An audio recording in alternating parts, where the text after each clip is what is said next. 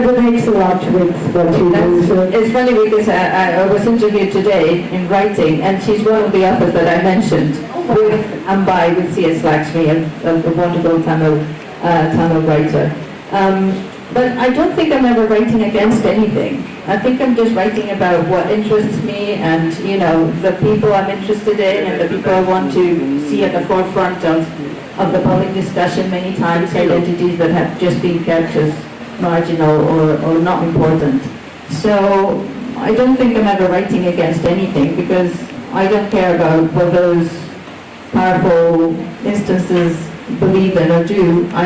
I just care about what the community of people and readers that I address have to say and think about things. The other writer who kind of reminded me of you, or your work reminded, was Mahashweta Devi. Have you also, because her nature also functions not as just storytelling but as ethical and political intervention. I feel very humbled right now because these are all authors that I love and admire a lot. So do you agree that writing in such cases becomes a form of responsibility rather than choice? Yes, I think writing is always responsibility. It's only patriarchal and hegemonic voices who think that they can escape that responsibility because they're at the center and they think that they don't have anything. You know, they're not responsible for anything while they are the ones creating the structures. And they want to make those structures look invisible. That's why when we speak about male writers, we don't usually add anything to that. We just say the writer. But we, you know, when we speak about female writers, the discussion always goes in different directions. So I'm trying to now link Indian writers with our Spanish writers here. So Susana, for example, in your writing I see, again I want to know if people here know Urushet Butalia, who's written about the partition. And so you resonate along your work, reminds me of how writers leave history deliberately uncomfortable and unresolved. What would you say, Susana? What would you say to readers who look for closure in narratives of political trauma?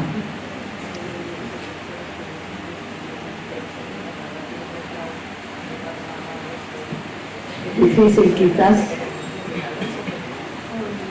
diría que imposible, porque por exemplo ese libro meu non está acabado. A primeira edición do Seque, que contaba unha historia de trauma, tivo moitas lectoras na miña comunidade que fixeron aflorar testemunhas novas, novos testemunhos, persoas que me contaron ou que completaron a historia ou que a rectificaron o que dixeron eso non foi así, foi desta outra maneira, houve moitas desas. E escribí unha segunda parte incorporando todas esas achegas.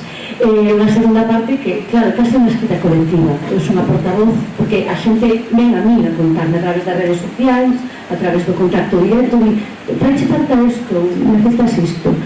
E ainda teño máis historias para unha terceira edición. É dicir, as historias de trauma non se pechan. E máis, cando as abres, como a ferida está tan infectada e precisa supurar tanto, o importante é que queden abertas para que supuren ben e que curen de outra maneira, non? E eu penso que acontece iso. Eu, por exemplo, a experiencia que teño con este libro era que moita xente me decía que ninguén me interesaba e no lectorado o único que encontrei foi persoas que se atreveron a falar despois de ler.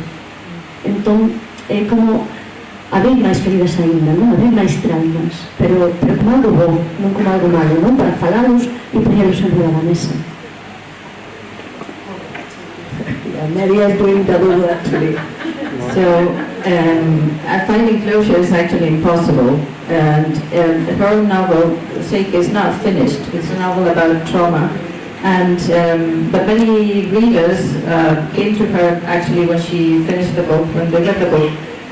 They came with new testimonies and they actually completed the book and rectified. Many times they told her, no, this is not how things happen, it didn't happen like that. So she had to write the second edition of the book, incorporating all these voices and new stories.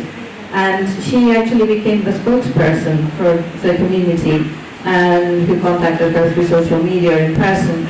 and who needed to share more stories with her. And she even has collected so many again that she could have a third rewriting of the book. So trauma finds no closure. It's a festered wound that needs to remain open so that it can heal in a different way.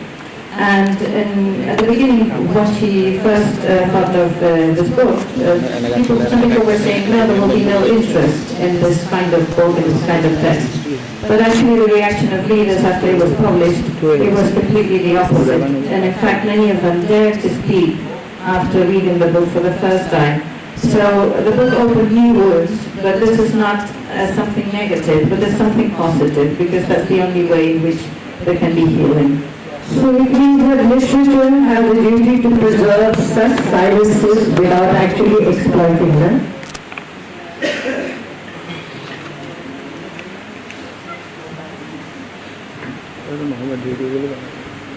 Es responsabilidad de poner el silencio encima de la mesa y colocarlo ahí, y que cada uno decida qué tiene que hacer con él, ¿no? Porque precisamente un dos mitos da transición española, a transición é como se lle chamou a ese proceso de paso da dictadura á democracia, un dos mitos que ten que foi dialogada, pactada e todos ganamos, non? Precisamente simplemente colocar o silencio enriba da mesa coloca un conflito, incomoda. E esa incomodidade é a que temos que colocar como autoras e que evidentemente cada persoa, cada lectora, cada cidadán decide que facer con ela. Non, evidentemente, moita xente a miña volta decidiu falar, atrevense a falar, pensar que pasaron 40 anos da dictadura, aparentemente, e atreverse a falar 40 anos despois, 50, non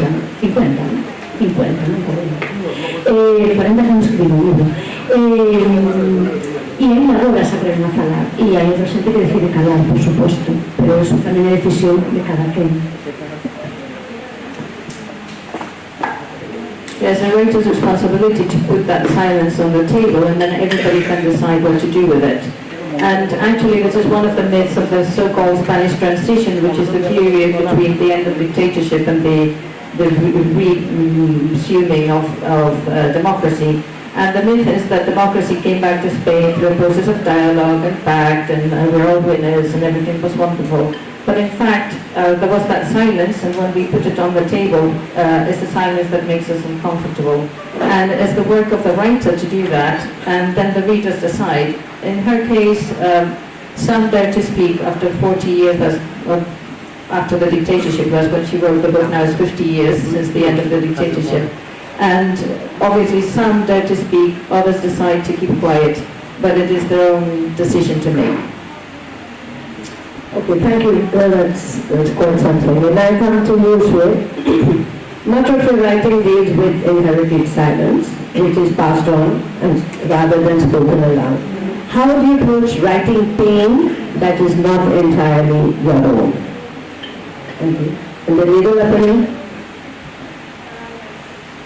Well, I think that's one of the most difficult things, questions that an author has to solve, and I think that I have done it sometimes quite right, and I think that sometimes I have done mistakes. I think writing is also about making mistakes, because we always think that a writer knows perfectly what she is doing in the moment, and we are of course always like thinking and taking responsibilities, but sometimes even you understand what you have done after you have done it, and also this perception is conditioned by the way that the community answers to your books. So I don't really know how to answer that. Also relating with Susanna's work, for example, in one of my last books that it's based in a 2 years investigation, or I've been collecting stories about women or women characters that people were remembering.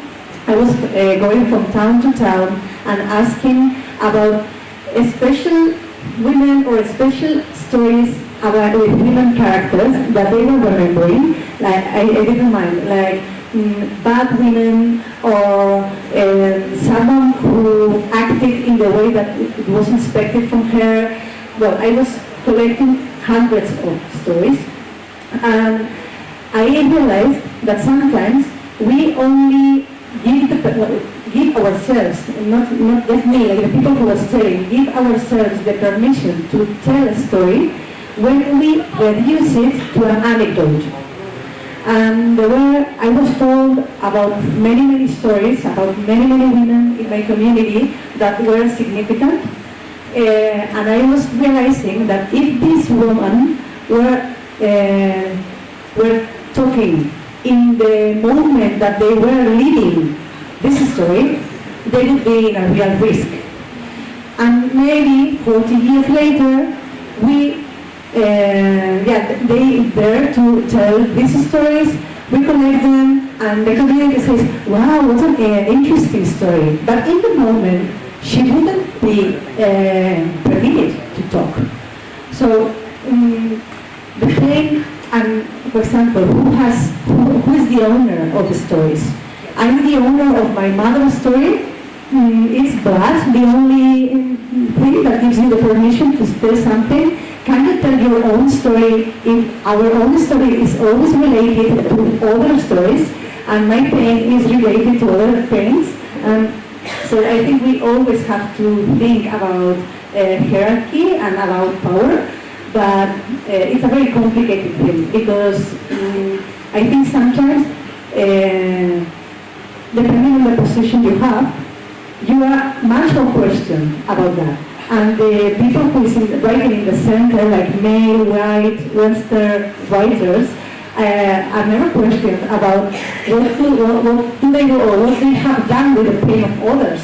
And they have, for example, the old history, telling others' stories and drawing women, drawing people who wasn't like them, but they didn't think they were doing something bad. So I don't know. It's a complicated. Your work also is very resonant in Amrita Pritam. I don't know if you've heard of a Punjabi writer, Amrita Pritam, who talks about the female body, about the love. She's a feminist voice. In her work, you see body as her memory. She writes about lived experiences.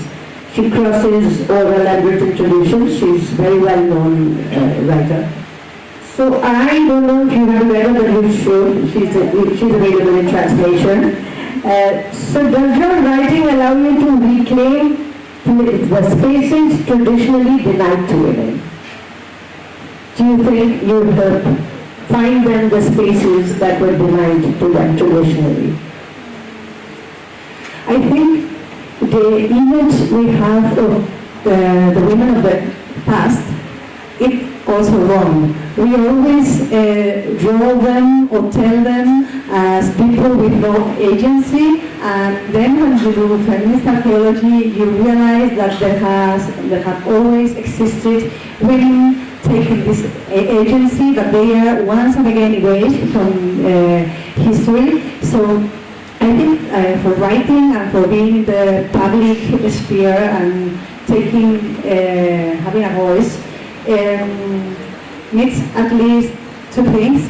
One is the skills that are connected with money, with class, with all the material conditions. And the other one is authority. And for example, I can tell it in a very personal way. My father is a linguist and a past and literature teacher. And he gave me the tool. And he was transmitting me, like in the tool, how to use this tool. But this tool would be unsharpened, unsharpened, if I didn't have the permission my mom took to take the public space before me, not writing, but for example, my mom and my aunt were one of the first women who used to go doing practicing sport and running in the public space in the 70s, or they were participating in feminist movements in our town, and so they speaking their mind and saying their opinion. So I have never questioned myself if I should do it, or if I can do it, because they have done it before me. So I got the permission and the authority and the bravery of doing it from my mom and my aunt and all the group of friends, even if the tool was from the other side. So yeah, I think to take this space requires more than one thing, because I know a lot of people who have a very sharp tool have the skill, but maybe they don't have the position, they don't have the force, and this is also material. It's not just your personality is also cultural. Okay. Thank you. Lucia, my next question is to you. So when you speak of visibility and belonging, I'm reminded of our Dalit writers, as Bama and Rashida Dutt, they all are Dalit writers who have written amazing, exceptional works they have. They write from within a nation, yet from outside its dominant imagination. Do you feel your writing carries the weight of representation? Empiezo. I don't think so, because before me there were Equatorial Guinean people who has written from there, from Equatorial Guinea, from Spanish Guinea at that time, and they fight against the colonialism from the colonial. Isn't it? So they were before me, so they have opened the doors, but they are telling different stories. And but that's also because I am Italian, I tell stories because I have not the privilege to do it. Because I live in Europe, so there are a lot of people who write from Equatorial Guinea, but nobody buys the books. In fact, it's not easy because they are not publishers in Equatorial Guinea. It's a very small country, so I got the privilege to do it. Because the privilege and also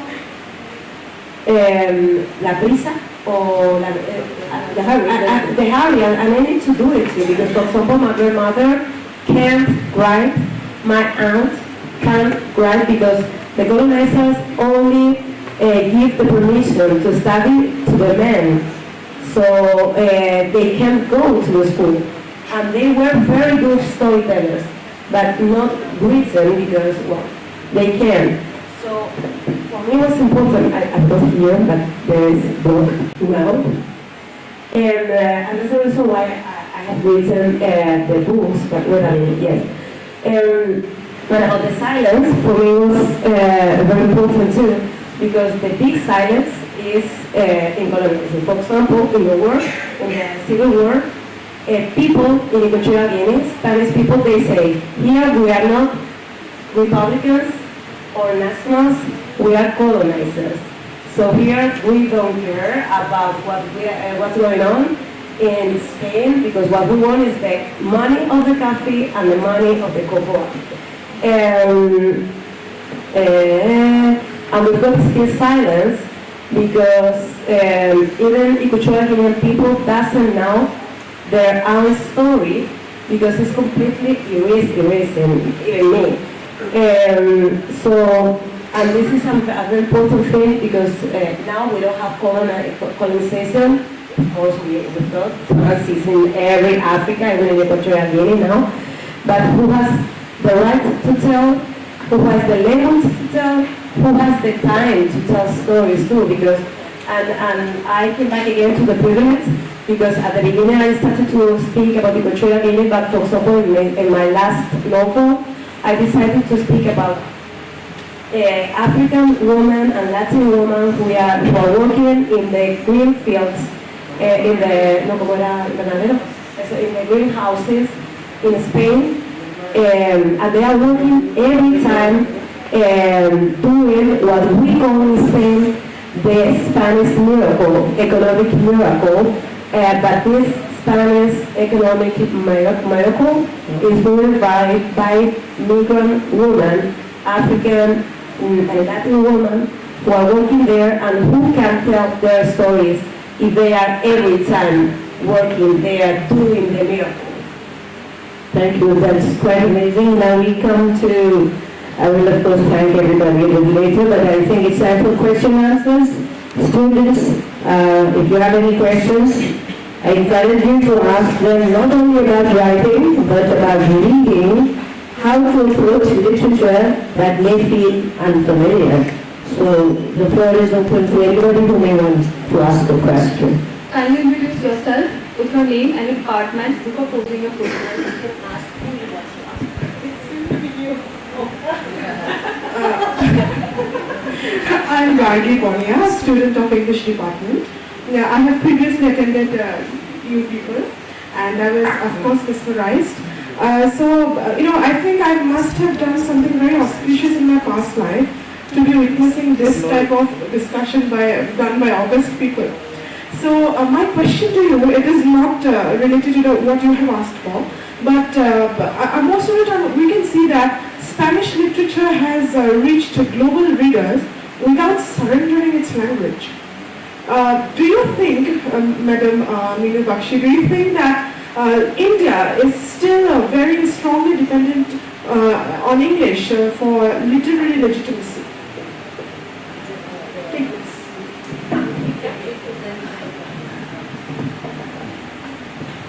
So we have a very vibrant student community, and now we have almost in every city Spanish being taught.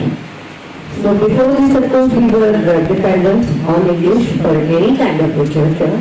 But I think if you see all the major cities, whether it is Mumbai, whether it is Bangalore, whether it is Delhi, whether even the smaller, actually, I've been to Delhi, everywhere Spanish is now being taught. And naturally, a part of the curriculum is Spanish literature because it's a major section of the whole language and culture. So I think soon we will not be so dependent, but so far we are, because we have a vibrant young students here who are now ready to learn and exploring, and there are so many scholarships being offered now by all the universities across, whether it's Spain, Latin America or India, and many students are going, and a lot of work is being done in the original language, so I think we are getting closer, if not there. I agree. And my next question, thank you for answering, for sure. My next question is to Madam Maria. Is that how you pronounce her name, or is it Maria? Alright. So I am somebody who has really struggled in my career about choosing the right career path for me. So, in my 11 and 12, I chose science, and then I shifted to English literature. And now I'm really fascinated by, you just mentioned that you have a PhD in translation.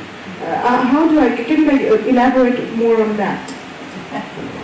So that is a question that requires a very long answer, but I'll make it very brief. I think translation, we've been speaking about literary translation here, but translation is a very wide space. And if you're somebody who's coming from science and now you shifted to languages, it's a good career path actually, because there's so much translation happening despite AI. That's another discussion for another day, for another festival next year, a full day. But humans are still needed to translate, and there's a lot of technical, medical, scientific translation. So it's an interesting career path. And anyway, I think that as a writer, I'm a writer, I studied languages as we said. But because of that training in translation, I'm very much in touch with science. And that is also in my writing. So I've written a trilogy, a science fiction trilogy, and there's so much information there that I've gathered as an interpreter, which is my main job actually. And I have privileged access to all sorts of things. Don't ask me where I will be next week because it's a medical conference about things that are a bit distasteful. In the field of coloproctology, so you learn a bit about everything, and that's also very interesting for writers.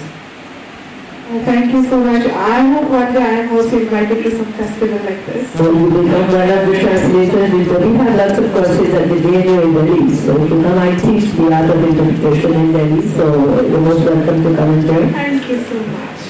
Can I ask Maria one question? Because as someone who translates Spanish and Indian literature, I often ask myself, what travels across languages and what resists translation? What do you most hope a translator preserves in your work?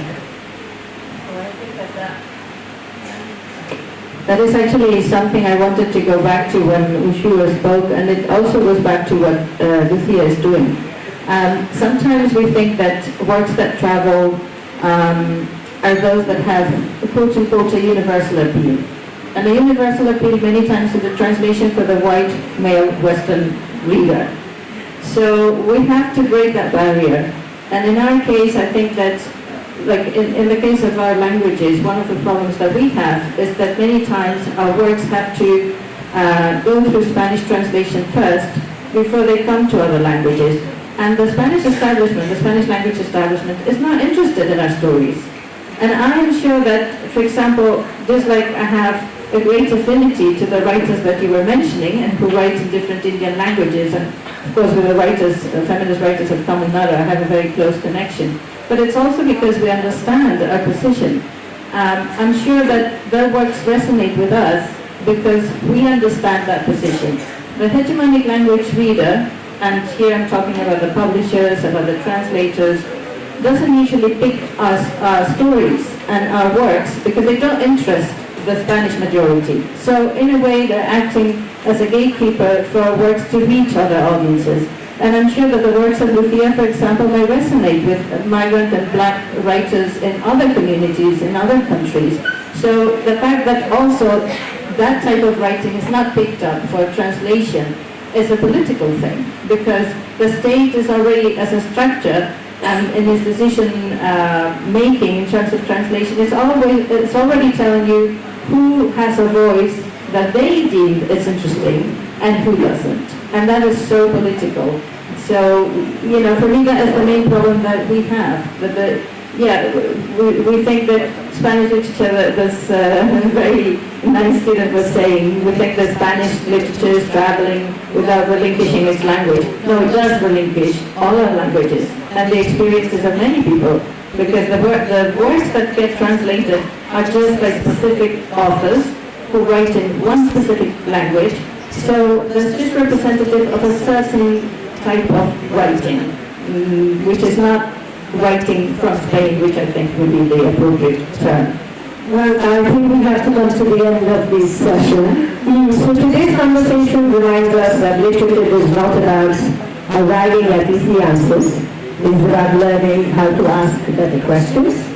Through different languages, histories, and lived realities, our panelists have shown us that writing can be an act of courage, remembrance, and imagination. For students especially, I hope this discussion encourages you to read beyond comfort, to listen across differences, and to see language not as a barrier, but as a bridge.